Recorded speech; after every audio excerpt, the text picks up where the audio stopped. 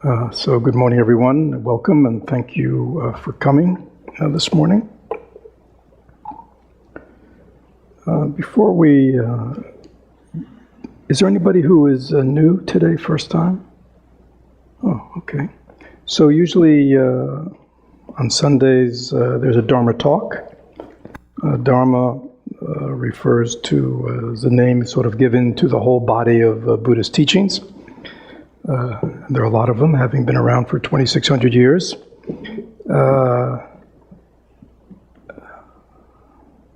But they're always presented in a way that is relevant to our lives, meaningful to our lives, and applicable to our lives. But before I begin the talk this morning, I wanted to take an opportunity to see if there are any questions. And these can be questions of people who are new, people who are semi-new, people who are old and been around. Because again, each of us has our life.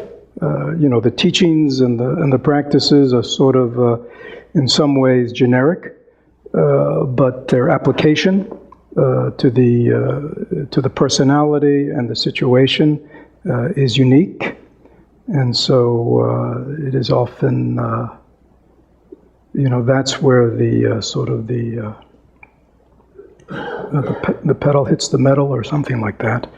A real life practice. And so if there are any questions about things you've been reading or things you've been hearing, about how to apply them in your own life that's not clear, or just reading about various teachings, you're not quite sure what they mean, or anything that you've seen here today or this morning or other times it's not clear, please, there's not often we get an opportunity to come together and to talk about these things. So if there's anything that is not clear, please feel free to ask a question.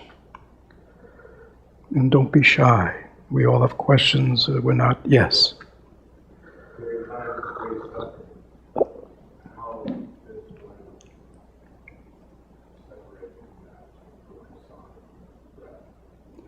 Yeah. So you're talking about personal suffering. So the question is, during great times of suffering, how does one get through that, and how does that relate to the practice of awareness of breathing? Is that sort of your question? Yeah. That's why we're here, right? That's why Buddhism has existed for 2,600 years. Because if there's suffering, if there wasn't any suffering, if everything was great all the time, there'd be no reason for us to come together like this at all, would there? But at least, again, it wasn't only the Buddha's discovery, but that certainly is where he began, with the acknowledgement that even though life has many good things, there are many things in life that give happiness and joy and pleasure, etc., everything seemed also to be conditioned by the opposite. And it is because of the suffering that goes on in life within individuals, within their own minds, in terms of relationships, etc. It is because of suffering, right, that the Buddha began his own search for understanding, right? The first noble truth of Buddhism is dukkha. There is this fundamental reality to suffering, to satisfaction, unhappiness, pain of body and mind that seems to be just present in this world. And that robs life, right, of well-being and happiness and all the capacities that we know that human beings have, of love, of kindness, of goodness, altruist activity, good thoughts, whatever you want to call it, etc., that somehow there's something that seems to rob us, even to the best of our intentions, to rob us of that capacity to live in a place of goodness. And that is suffering, right? Many kinds of suffering. And I won't go into it, that's a whole Dharma talk unto itself. Understanding suffering, right? Understanding the causes of suffering is the kind of way in, okay? The capacity to acknowledge what suffering is in our own life when it is present in the lives of others, to understand that suffering arises because of causes and conditions, and to understand what those causes and conditions are is very important, because otherwise we can get into a sense of that suffering always has to be in life, or there's nothing one can do about it other than suffer. So it is important to understand that the Buddha didn't just stop at acknowledging suffering in the world, but he looked into what's causing it. And I think that's important for each of us as we experience suffering, unhappiness, dissatisfaction, unsatisfactoriness, alienation, stress, on and on and on, whatever you want to call it. What is causing that to arise within me? And that is a very interesting quest, because when you understand the causes of, you really understand the ending of, right? Because if the causes are removed, then the effect will be removed. Because every cause has an effect, and every effect has a cause. Quite simply, this is because of that, and that is because of this. And when we understand that we don't live in a random, out of control world, but a world that is operating according to these principles of cause and effect, we see that our suffering and the suffering of those around us is also unfolding within that context. So understanding, right? And when we understand in Buddhism, there is acceptance. Again, another very common word that everybody talks about. But when I talk about acceptance, it's not an acceptance that is like a resignation, or I get it, or yeah, this is just the way it is. And acceptance means I understand clearly why things are the way they are, why I am the way I am, why I'm experiencing what I am, why other people are experiencing, why this is going on, and this goes all the way up.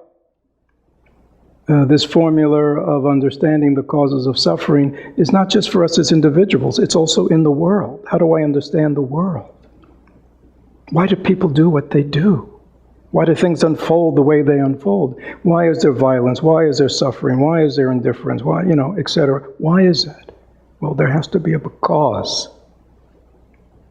And we have to clearly see that there are all kinds of causes in this world, and they create all kinds of effects. That is understanding. And Buddhism is a teaching that is a wisdom teaching. It puts great stock on understanding how things are, understanding the nature of things. Right? So we want to understand our suffering and its causes.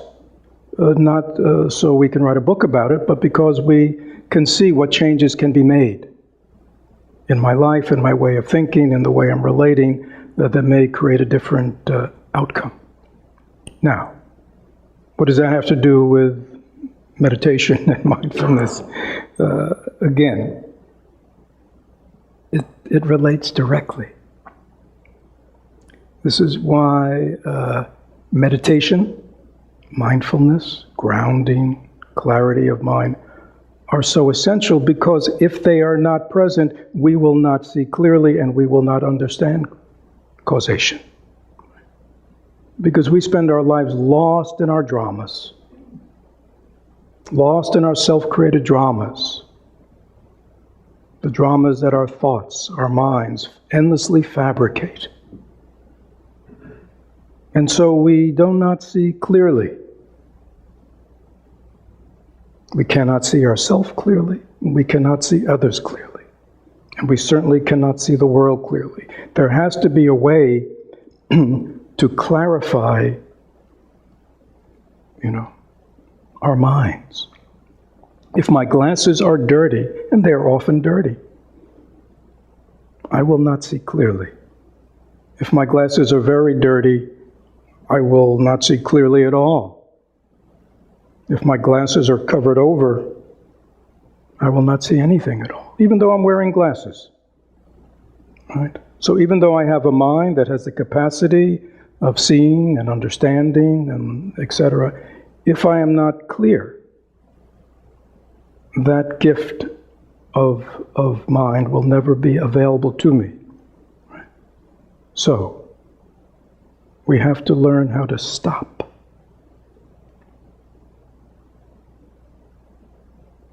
We have to let, as Thich Nhat Hanh, the sediment fall to the ground, the sediment in the water to settle, the mud to settle. So the water becomes clear so we can look into the water and see what's there. As long as things are stirred up, we cannot see clearly, right? As long as our thoughts are racing and our emotions are just washing through us, that's all we will experience. We will not see things as they are.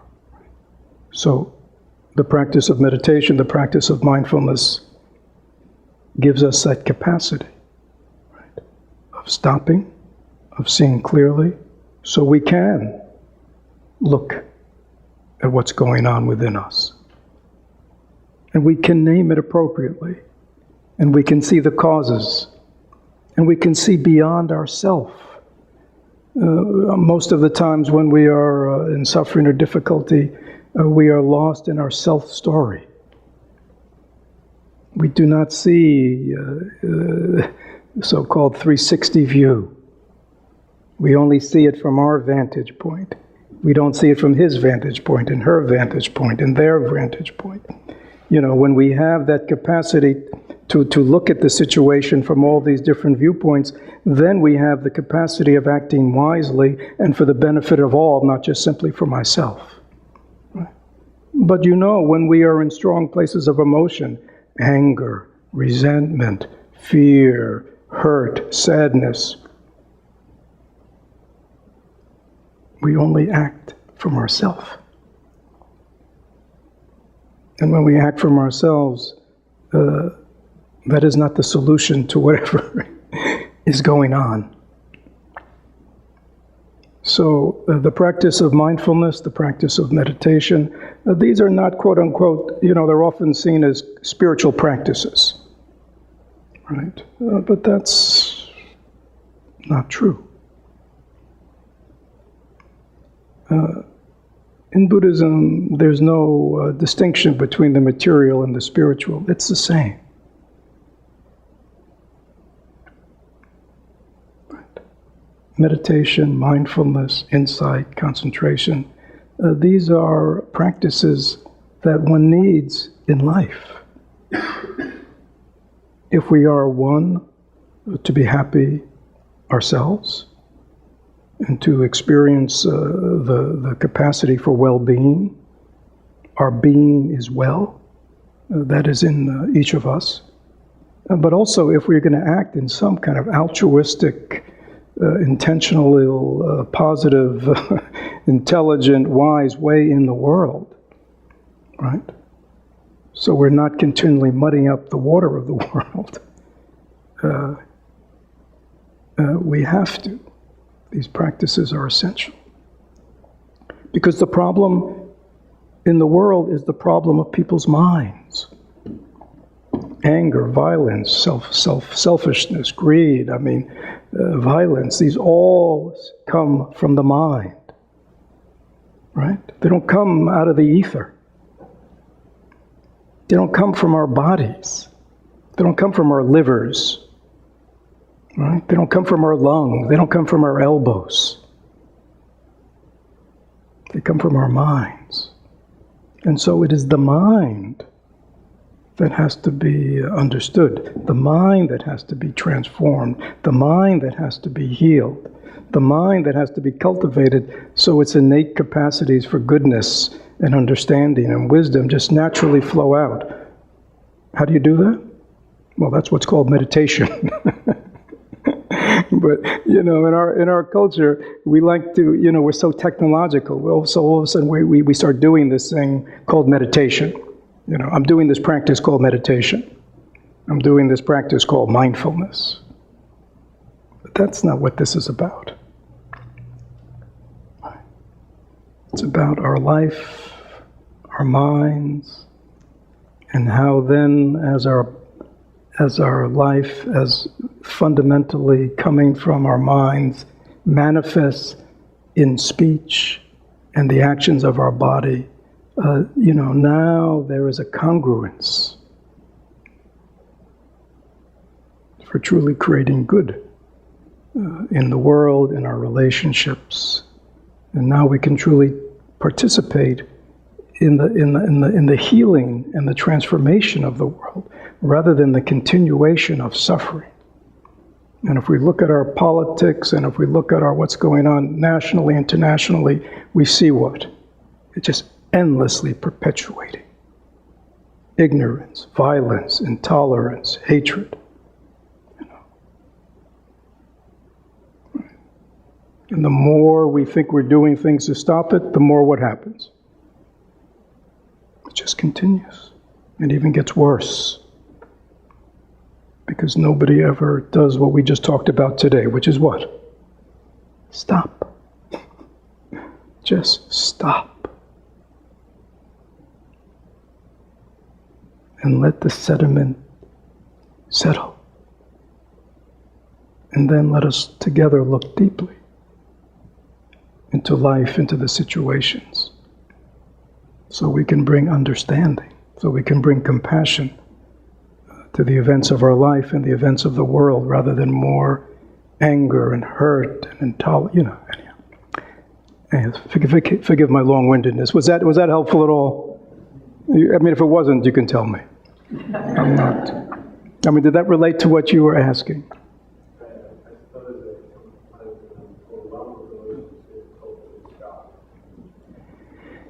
Again, there is in the practice of mindfulness learning how to calm, right? So we have these strong emotions, right? And like you say, they are moving through us, and they, left to their own, they will sweep us away. So there has to be a way that we learn to calm them, right? And so in your mindfulness practice, when you come back to your breath, right, and you breathe in and out, you are in a certain way disengaging from the storm. Okay. When outside it is stormy, like it's been a couple of days, windy and stormy and rainy, right? To be outside in that can be difficult. But to be inside in a room like this, the storm, we didn't stop the storm, did we? But we have some shelter. Unfortunately, most of us have not created that shelter within ourselves that we can come back to, that we can step back from. This endless unfolding of the conditioning way our thoughts and feelings react to situations. They have a life of their own, don't they? Even our best intentions to act differently and be differently pale in the power of our conditioning when it is activated. It is often very embarrassing and humiliating. How quickly one gets swept away by one's reactive, conditioned way of responding to things. So learning to do it differently, it takes time. But we have to begin by cultivating this place within us that we know that has this stability that we can retreat into, that therefore not to escape from. This is practice meditation, not escape, but so that we can deal intelligent and wisely, compassionately with what's arising, right? For example, that you're suffering, right? And your suffering needs a part of you to take care of it. Right? If there's no part of you to take care of it, your suffering will just continue until it eventually just wears itself out, which of course it does, until we start it again. So, again, this takes time. But we have to begin somewhere. A lot of times, because when we're in an afflictive mind state of hurt or disappointment, of fear, of anger, resentment, et cetera, right? It's a story that we keep feeding, repeating over and over again. So the intensity just continues. We have to get out of our story. Our story is very self-contained.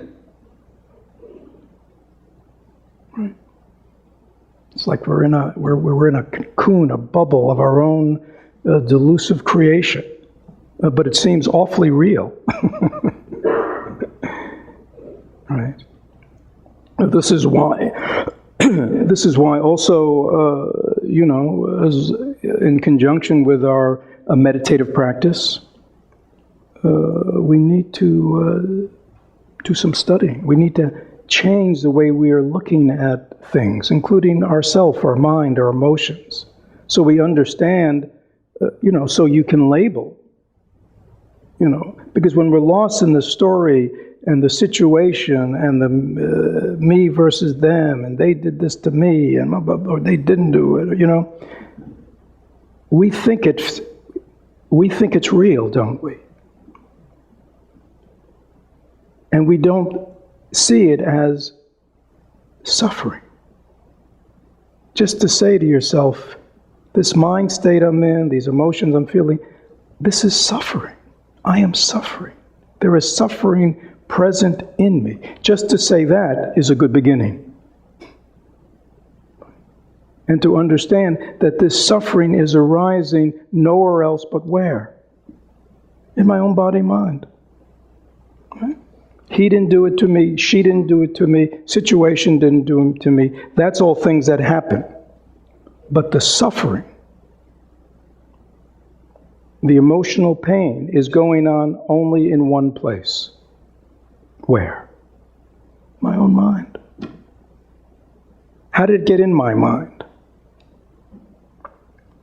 Somebody left the door wide open.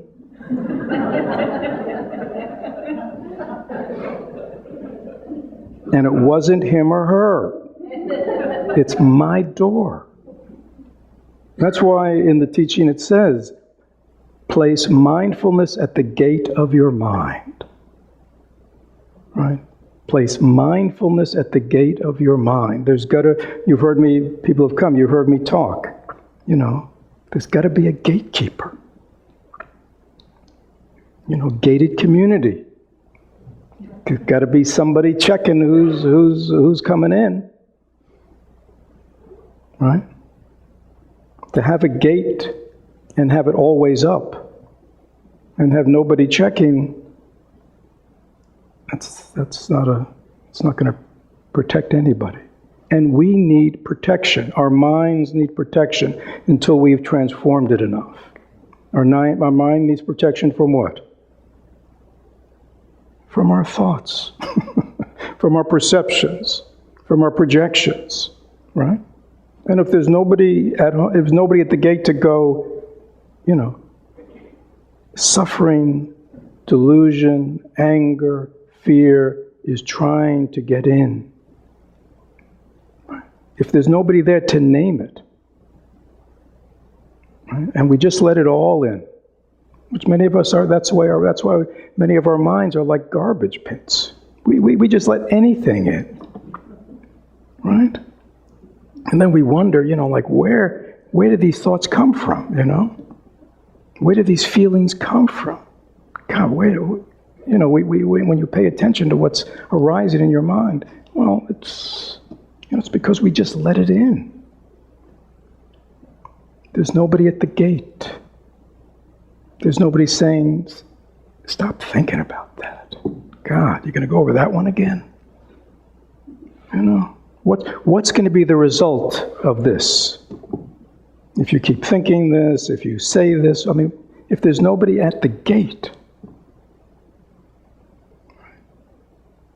it'll just continue endlessly. Right? So it is said in the teachings, place mindfulness at the gate of your mind. Mindfulness identifies what's arising. It is present to what is arising. Same way, when my eyes are open and I am mindful, I see what is in front of me. So I can act wisely and intelligently with what I see. But if I do not have that same thing going on in my mind, right? If I was blind, what would happen? I would just bump into things. I would stumble over things. I'd be endlessly hurting myself. But this is the way we are with our minds. We are, in a certain way, blind. We don't see what's going on. And therefore, we just stumble about in this life. Right? Sometimes we're happy, sometimes we're sad. Sometimes we're loving, sometimes we're hateful. You know what I mean? Sometimes we're relaxed, sometimes we're stressed out. And we just kind of bump around in life.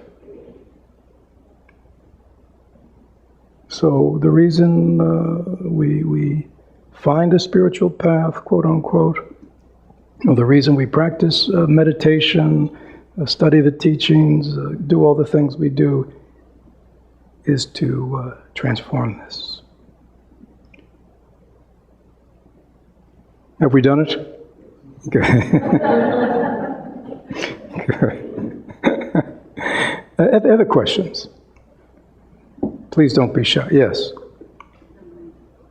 We had an excellent workshop yesterday on gratitude. Mm-hmm. Your views on how important gratitude is for mindfulness practice? What is my stand on gratitude?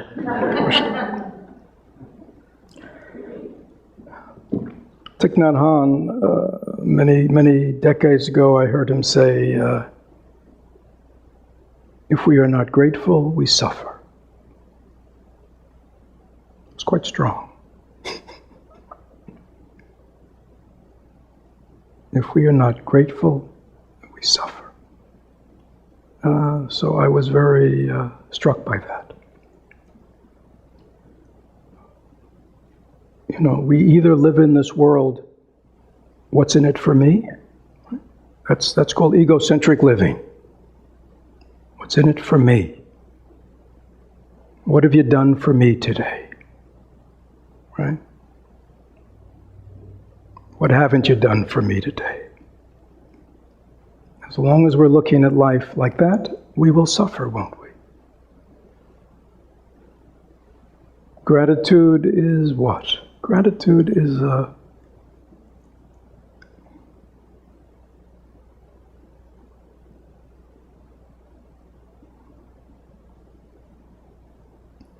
a deep understanding that in the deepest sense we are owed nothing. And so everything that arises, the things we see, the things we hear, the things we smell, the things we taste, the things we touch, and all our experiences are to be gratefully accepted. The mind of gratitude is the mind that is open. The mind of ingratitude is a mind that is closed, that has a very narrow opening.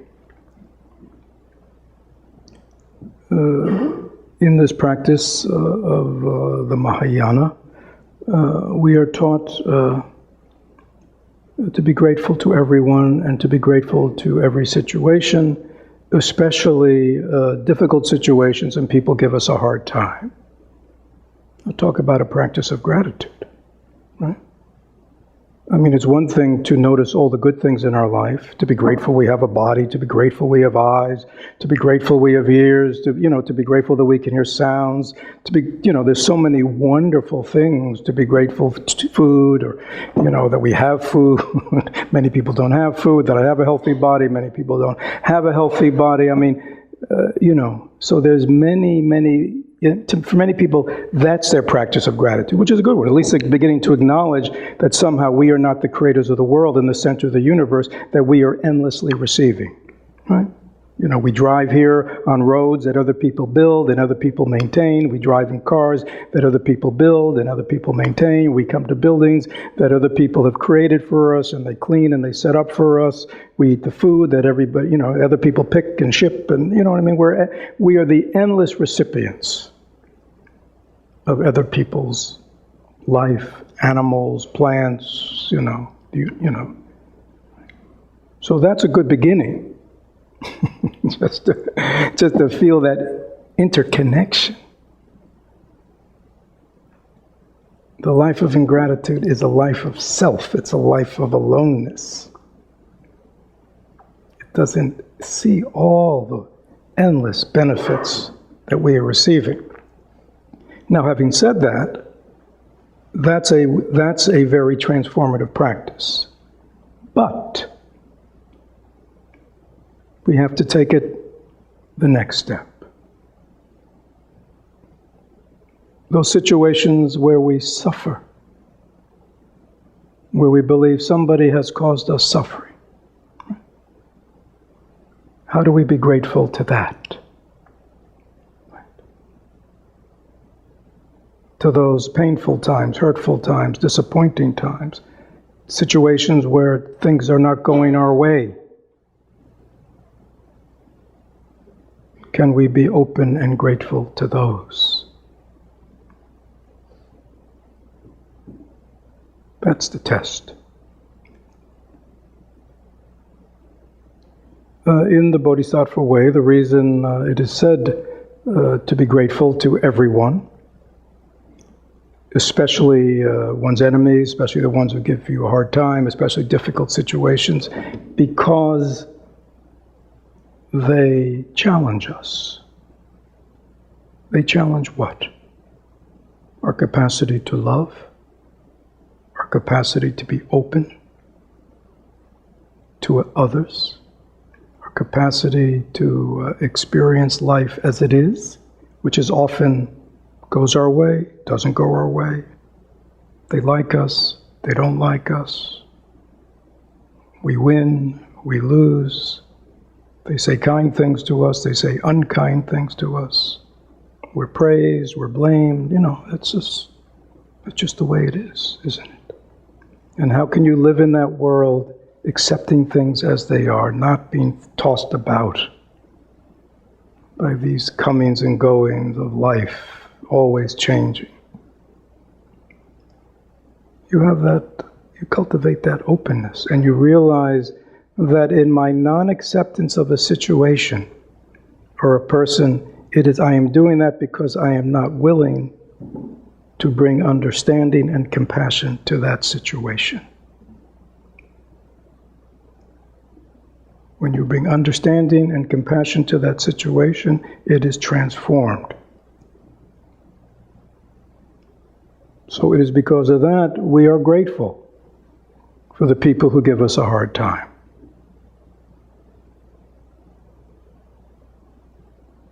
Not that, we go out of our way to cultivate that.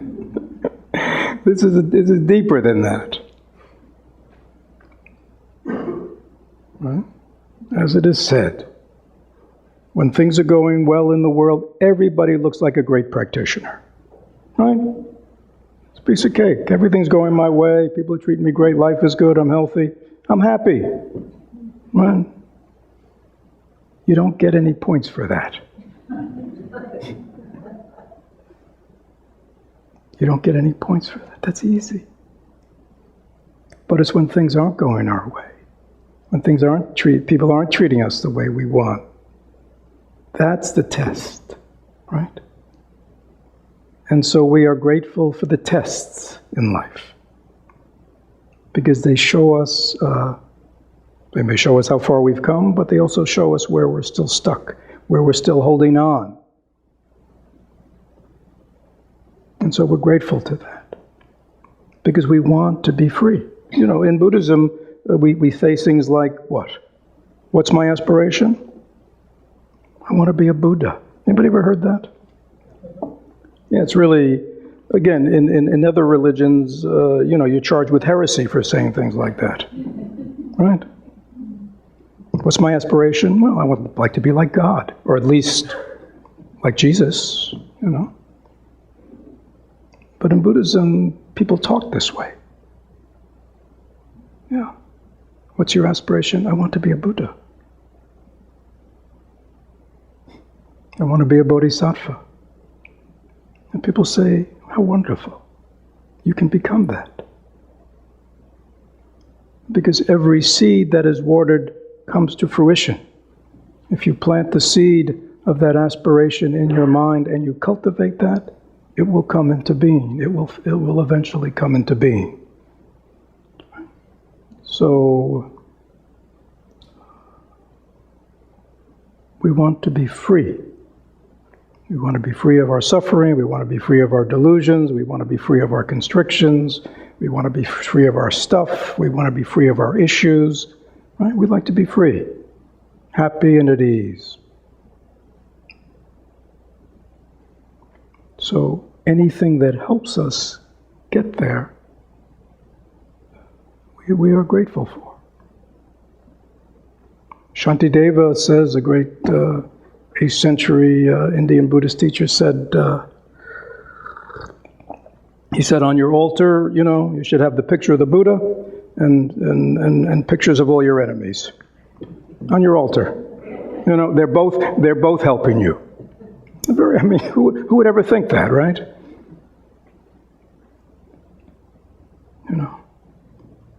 On one hand, you have these pictures or these images of people that are symbolic of the deepest aspiration, and then half the altar is, every jerk you've ever met.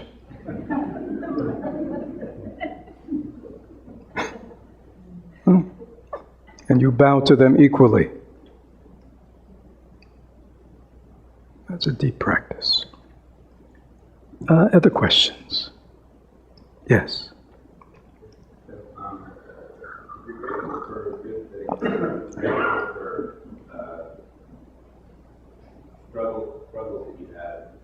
How do you avoid becoming apathetic or something different? Does that make sense? Yeah, again, everything is in context, right?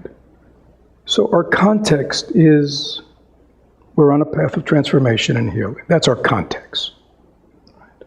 So that is a process. When people talk about walking a spiritual path, right? Well, spiritual path doesn't mean like it's like a 3x3 piece of sidewalk, right? Like I'm always in the same place. A path is is something you walk on, right? It's a process. A path takes you from here to there. So in Buddhism, we might say the path is from the world of suffering, the world of delusion, the world of dissatisfaction, etc., to this place of Buddhahood, right? Enlightenment. That is the path. So you're walking a path. So what we're talking about is how you're dealing with things as they arise. But if you're saying, what is informing your movement, is this, desire to be awake, to be free, to be experiencing a full range of positive emotions?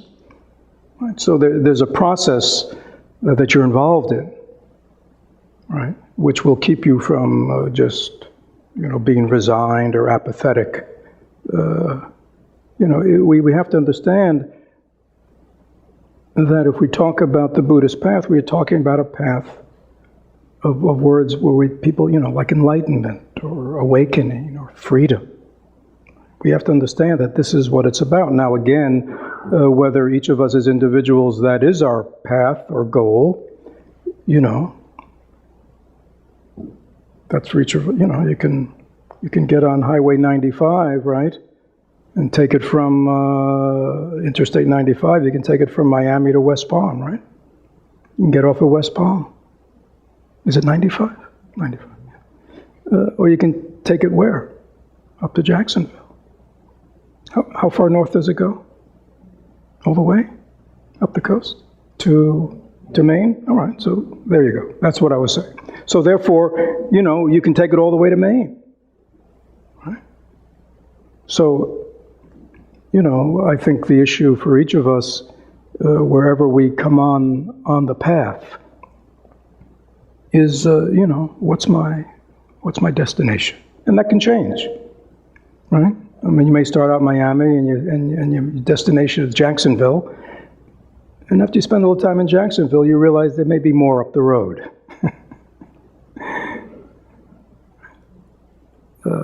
Or else you could just, get on 95 in Miami and your aspiration is to go all the way to Maine.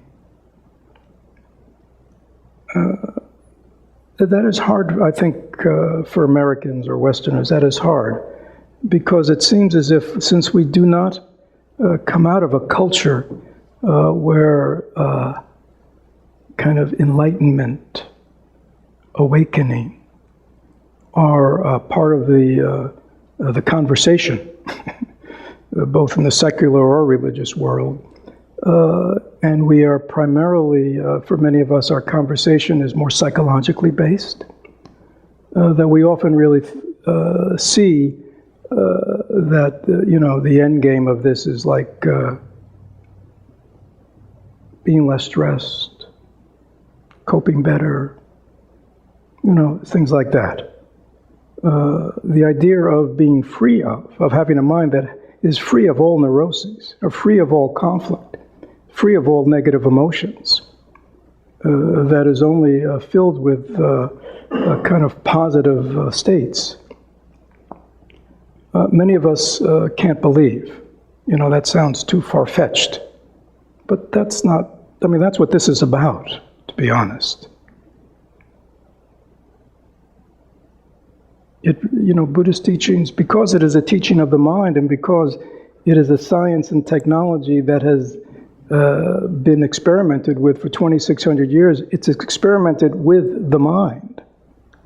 Whose mind? This, a mind just like us. It might have been an Indian mind, it might have been a Tibetan mind, it might have been a Cambodian mind, it might have been a Chinese mind, a Japanese mind. Those are the outer forms, but it was always the human mind. And in that sense, the experimentation of these past 2,600 years is relevant to us. And the end result of that experimentation is, we are capable of so much more than we think. Human happiness is much more than we think. The capacity to live an altruistic life on a consistent basis is not just the purview of saints. We all have that capacity. There is no difference between us and the Buddha other than our minds. And from our minds come the actions of our words and the actions of our body. When the mind is transformed and healed, the actions of our body and speech will be different. That is given. Why? Because of cause and effect. Change the causes, you change the effects. That's kind of like science. Except it's a science of the mind. And we need to understand that these wonderful teachings that have come to us in these last several decades and the practices are very different. We have to be careful that we don't water them down so we just understand them in terms of our own relative view. But that we understand that these are teachings that are giving us, are promising much more than coping better with life. Again, I'm not saying there's, nothing, there's anything wrong with coping better. Coping better is better than coping worse. I would certainly grant that to us. But there's more in this than that. Other questions, even simple ones? Yes. Speaking a little bit more about science, is maybe the distinction between brain and mind. That Nancy talked about that. What? The distinction between brain and mind. Yes. So my question is that we live in a free plastic world, Mm-hmm. endogenously and endogenously. Mm-hmm. How is that affecting our ability to get to this place? There's a lot of influences that are affecting how our brain works, hence mind. Is it harder, you think? Yeah. I get to repeat the question. So the question is mind, brain, but basically, our current environment is very toxic, not only in terms of pesticides and herbicides and pollutions of all that, but even as dangerous is all the words, the images that are so flooding our experience in the media. It wasn't that long ago that people, the big issue was the effect of TV on children or on our minds. I mean, that was only a couple of decades ago. TV was the big one. And now it's like, nobody even worries about TV anymore because there are all these other medias that are so pervasive. That is why, I would say, mindfulness and meditation is essential if you want to maintain a sanity in this life. Because these are, at the end of the day, simply things that are arising to our awareness. Whatever the images, whatever the sound, whatever the words, whatever the messages that are streaming through Fox News and even through the internet and streaming through the political discussion and streaming through our iPhones and iPads and texting and Twittering and, at the end of the day, all these things are just blips of information that are arising to the mind and through the senses. And if there is no grasping at, no engagement with, they float in and they float out. The mind that is cultivated, the mind of equanimity that is cultivated by Buddhist meditators, is a mind that does not grasp at phenomena. That is why you can be exposed to all kinds of toxic mind stuff and in no way be affected. If you have that kind of mind that doesn't grasp, that doesn't engage with this toxicity, right? In the same way, if you want to eat, organic, healthy food, right? You go to Publix, and what do? You pass by 95% of what's offered. It doesn't affect you that it's all being offered, does it? No, you just walk by it, it's no big deal. And you go to where there's nourishment. You go to the foods you want. In the same way, if one learns, if one understands that many of the things that we are consuming with our minds, and we have to see that in the same way our mouth consumes foods, and our eyes consume sights, and our ears consume sounds, our minds are endlessly consuming thoughts, perceptions, feelings, images. And we have to know that if we do not deal with, if there's no mindfulness gate, if there's nobody that can see toxic from non-toxic, healthy from non-healthy, influences that are ennobling of me and influences that aren't. Again, if we're just,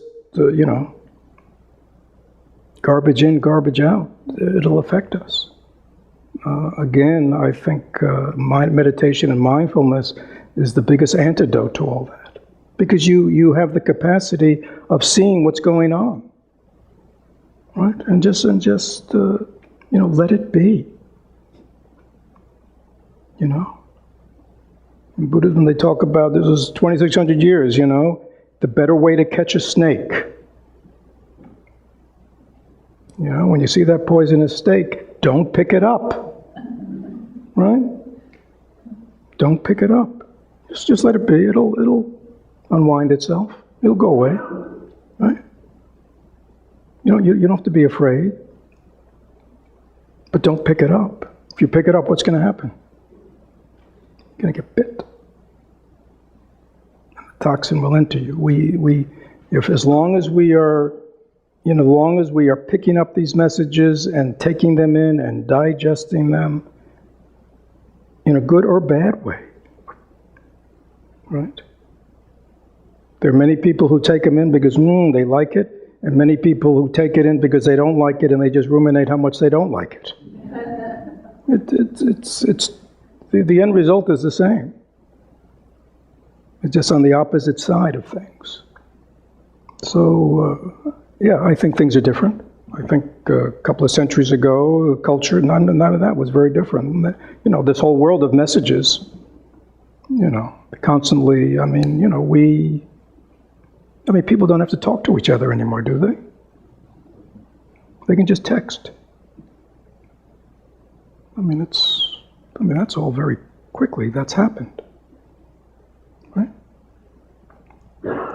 So I think we need to bring our mindfulness and look deeply into this. And again, I think these practices are essential to maintain a real sanity in this world, and intelligence. Anything else we haven't covered? Yes. I feel like I'm hearing some common theme to some of the questions that have been asked about the relationship between our practice and the wider world. Mm-hmm. So, and you've told us that we need to set mindfulness as at the gate of our minds, and learn not to pick up the poisonous snakes that we come across. Mm-hmm. But does this mean that we disengage from the wider world and that we become indifferent and apathetic to it? I would never say that. Are you leading me on here, or what? So we have somebody very clever over here who's, I think he wants me to comment on what is our relationship to the wider world in terms of this toxic world. Do we just see it in mindfulness, let it arise and disappear, and cultivate our own equanimity and not be disturbed by it? I would say yes and no. The yes part is for the sake of the world, for the sake of this broken world, we have to be whole. For the sake of this world lost in their fears and their angers and their greeds and their needs and their selfishness, we have to cultivate the opposite. That is essential. And unfortunately, that takes time. I was meeting with a group before meditation this morning. Unfortunately, this takes time. Healing and transformation is not something you can do in a month, or in a week, or go to a workshop. It takes time. But it will occur. So that as we act in the world, we act from a place of clarity, from a place of equanimity, from a place of understanding. So our activities in the world, and again, please remember, we use these concepts like the world. We are the world. Each of us is the world, right? It's not like I'm here and the world's out there, right? We're all part of the world, right? Every tree in the forest is the forest, right? So our own transformation, our own giving up our addiction to self-centeredness, to anger, to hatred, to intolerance, our own willingness to cultivate understanding, equanimity, love, acceptance. This is transforming the world, because we are the world. We have to understand that. Now, at the same time, we're not just an island, right? So we want to act. We want to act in the arenas we can act. We can act in the arenas of our families. We can act within the arenas of our communities. We can act within the arenas. So is that, so yes, yeah. So it's not about indifference. Yeah, we are in this, we are long distance runners. And we're in this for the transformation and the enlightenment of the world. Right? And that's what this is about.